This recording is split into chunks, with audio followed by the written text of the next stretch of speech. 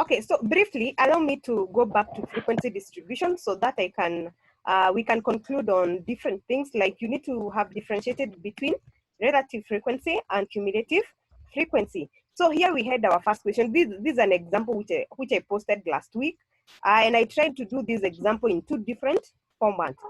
So from this question, you're supposed to come up with a frequency table using the class of 6, starting with, you're supposed to start with, okay, this was, okay, I think I omitted some things here, but you're supposed to start with a class of, so in this case, basically, the class interval is 6. And, okay, let me see. So the first class is supposed to be 2 to 7. So the first class is supposed to be 2 to 7, and this is how I did it.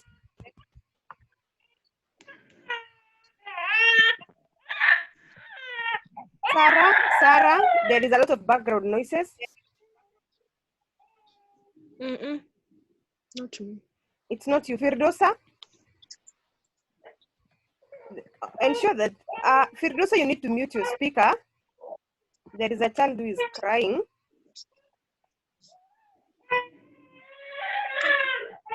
Mute your speaker.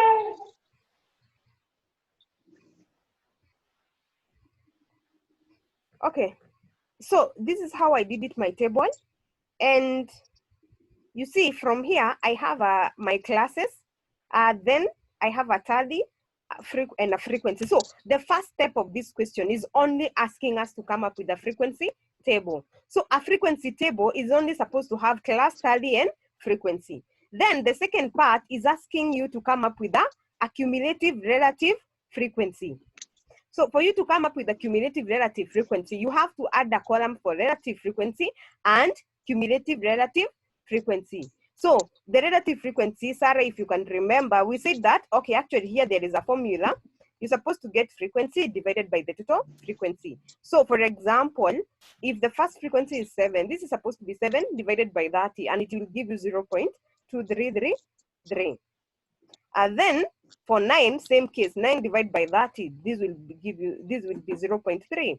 7 divided by 30, like that. That is basically the relative frequency. So up to here, this is a relative frequency table. But now the question was asking us about a cumulative relative frequency table. So this is why I had to add this column for cumulative relative frequency. And cumulative relative frequency, in this case now, since we already have a column for relative frequency, you're simply supposed to go adding up to the last one. So basically, the total relative frequency is supposed to give you 1. You see, here I've indicated approximately 1 because of rounding off of these decimal places. So the last total here is supposed to be 1. So you add 0.2333 plus 0.3, it will give you 0.5333. Then you add 0.2333. The answer is supposed to be 0.7666. Hoping you have tried to do this practically using your calculator. If you go adding, if you add the next one, this will be the answer. If you add the other one, this will be the answer. Then the last one, this will give you 0.999. So if we had perfect relative frequency without decimal places, the total could have been 1. But you see now it is 0.9999. So if you round off this, this is basically 1.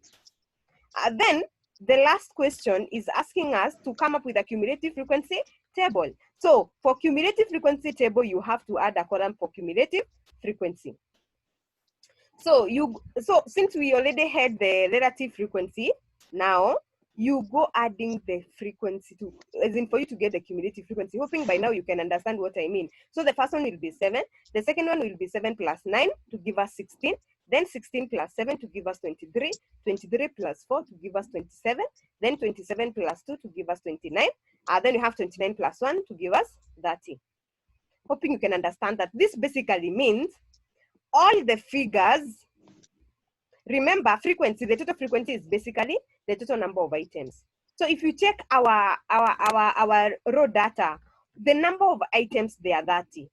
Meaning all the figures below 37, they are 30. It simply means that. Okay, if I start with the first class, the cumulative frequency simply means all the figures below 7, they are below 7.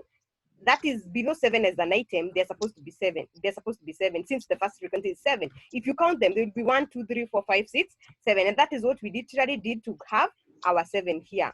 Then for the next class, all the figures below 13, they're supposed to be, as in from 0 to 13, if you count them, they will give you a total of 7 plus 9. That is 16. Same case, if you go to the next class, the figures below 19, they should be a total of the 3. Sarah. Hello, Sarah. Yes. Hello. Hoping you can follow that. Eh?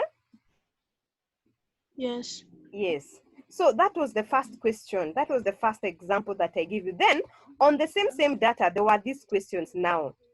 The first one is construct a frequency table. So in that case, like we have said, a frequency table basically has the 3 columns.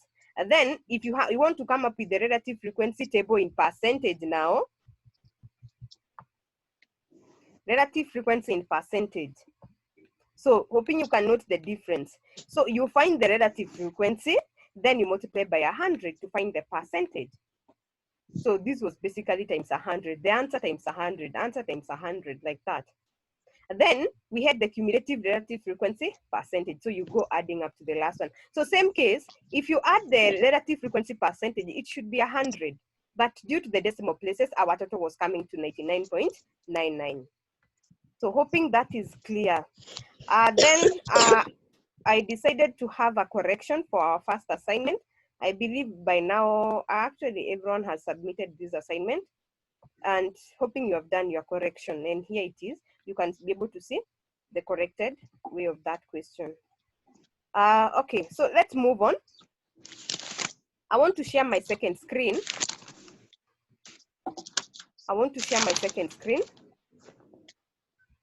So allow me to start from variables, hoping you have summarized these notes. So here I decided to have an in-depth way of variables, since in biostatistics you cannot omit these. So we have different ways in which variables can be classified. Sarah, did you understood about the nominal, ordinal, and interval and ratio? Sarah, have you summarized this note? No. Hello? Hello. Are you able to see my screen? Yes. Okay, now I'm asking. I'm seeing. Sorry? I'm seeing the correction. Oh, the correction. Mm. Let me share again. Let me stop sharing and then reshare.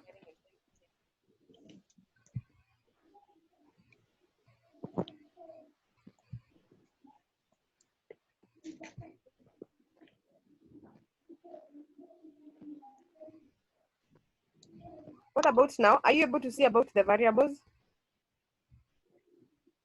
Still sharing. Yes. Okay. So basically, a variable is a measurable quantity which vary from one value to another. As in, for example, when you go to collect data, what do you really want to know? Maybe you want to know the gender of a certain group of people. You want to know their age. You want to know the basically different things, the level of education, the religion, and so many other things. So these are the variables. What you are really what is your interest? What do you want to know? Which data do you want to get? So in this case now, variables can be, as in we have different ways of having variables. And here we have variables based on the scale. In this case, we have 4 different types of scales. It can be nominal, it can be ordinal, it can be interval, or ratio.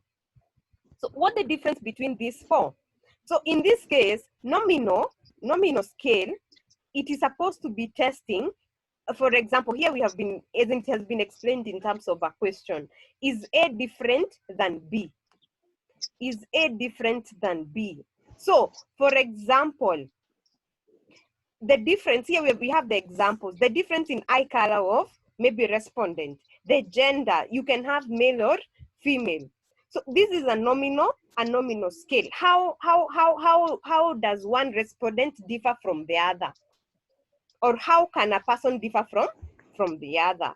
And then we have the ordinal scale. The question is A bigger than B? So in this case, it's like you're trying to compare now. For example, the stage of a disease. We talk of different stages of HIV.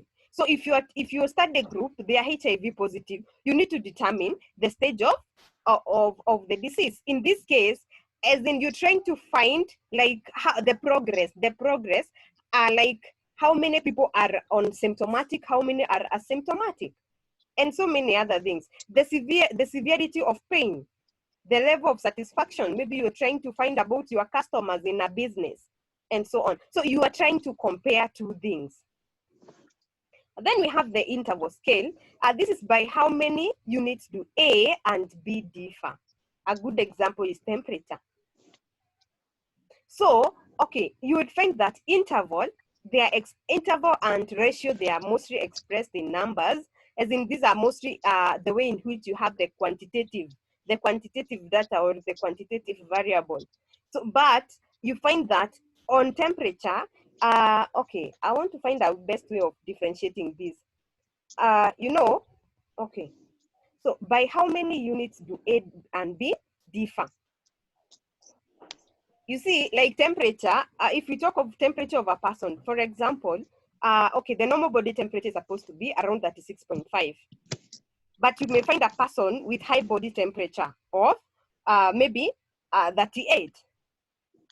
So in this case, now you're trying to see how many, as in the difference between the two, so that you can be able to tell the severity of the condition. You know, if it is 38, that simply means this person, this body temperature is very, as in it is rising. To some, you can even find 40, depending with the severity of the condition. And then we have the ratio. How many times bigger than B is A?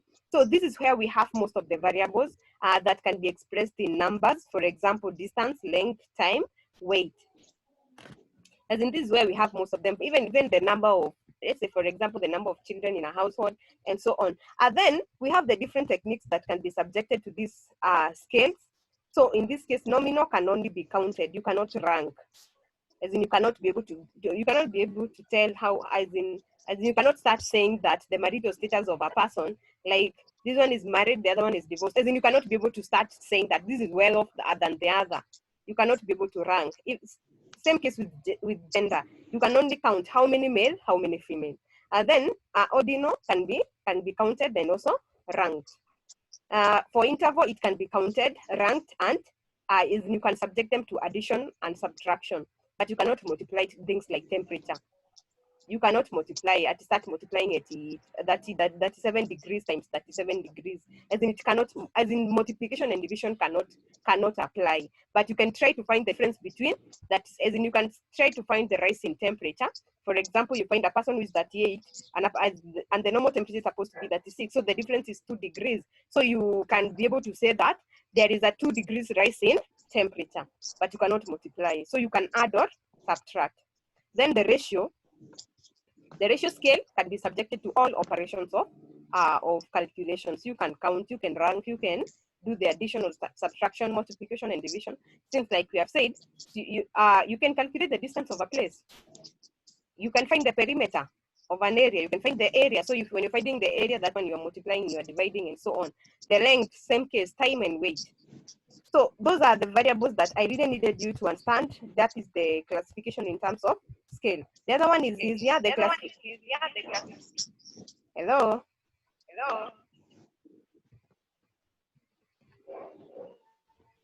Am I audible? Sarah? Yes. I don't know. I can hear my echo. I don't know what is happening. Are you able to see echo? To hear echo? No. Okay, so let me continue now. Hoping there is no one who is struggling to join us. Okay, so the other one is about the quantitative and qualitative variables. So that is a quality in this case, as in there are those variables which cannot be expressed in numbers. So for example, things like marital status, gender, race of a person, religion, education level. Then the quantitative, in this case, can be expressed in numbers. And under quantitative, this is where now we have discrete variable and continuous variables. So under that, So hoping you have been able to differentiate between discrete and continuous variable. So the discrete variable can only be expressed in whole numbers. Things like the number of children in a family. So you cannot start saying that they are 2.5. So in this case, you cannot have decimals and fractions. Then the continuous variables can be expressed by any number. In this case, you can have the decimals, you can have the fractions, and so on. So in the examples are height. It can be height of children. It can be temperature. It can be radius. It can be length. It can be age, and so many others. So in this case, this can be measured, but discrete variables can only be counted. So lastly, we have presentation of data. We have presentation of data. In this case, you can only present data either using diagrams and graphs. So this is after you have your data collected from the field, especially when you're doing a research. I believe, Sarah, you have ever seen someone who is trying to summarize the data, and then you can be able to see pie charts. You can see pie charts, you can be able to see graphs, you can see bar graphs, and so on. So in this case, you're trying to summarize data in form of pie chart. So the first step is coming up with tables. Then from the tables, you come up with a different either diagrams or graphs. So here we were discussing about diagrams this week, and I will include videos by the end of today. I will add video, and also I will give you assignment. So I believe you have gone through these notes on how to draw bar charts.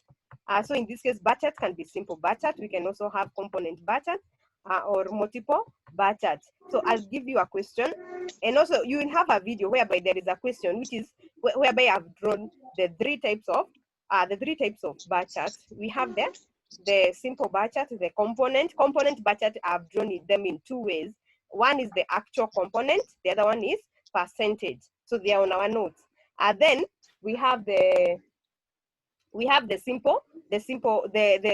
multiple bar chart. So all those they are on our notes. So ensure that you summarize all these notes and listen to those videos, and I believe you will understand. Then we have the pictogram. In the pictogram I've just drawn, it's just something simple, whereby I believe everyone can be able to understand. You just have to come up with a scale. Yeah, so that's it for today. Is there any question? Is there any question?